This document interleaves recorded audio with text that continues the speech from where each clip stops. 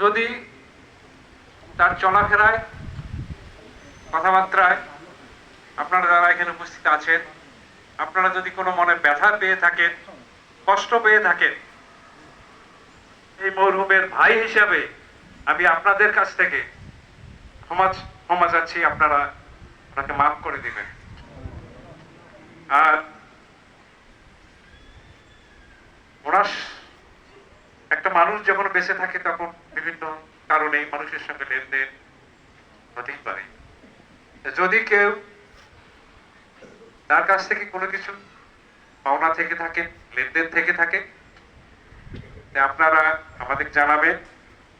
ওনার একমাত্র ছেলে আছে, তাকে বলবেন, ইনশাআল্লাহ আমরা তা দেওয়ার জন্য সবসময় সচেষ্ট থাকবো।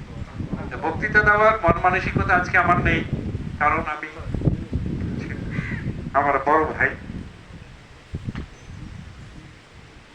আমি ভাই হিসেবে আপনাদের কাছ থেকে আবার তার জন্য দোয়া চাচ্ছি, আপনারা দোয়া করবেন। এই বলে আমি আমার কথা শেষ করছি। খোদা হাফেজ। আসসালামু আলাইকুম ওয়া রাহমাতুল্লাহি ওয়া বারাকাতুহু। উপস্থিত মুসল্লিবৃন্দ, মরহুমের একমাত্র ছেলে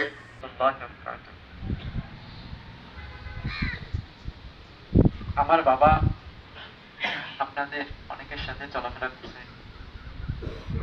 এখন ওই চলাফেরা করার সময় যদি কারো মনে কোনো কষ্ট দিয়ে থাকে, কোনো ভুল ত্রুটি করে থাকে, আমি তার সন্তান হিসেবে আপনাদের কাছে ক্ষমা চাচ্ছি।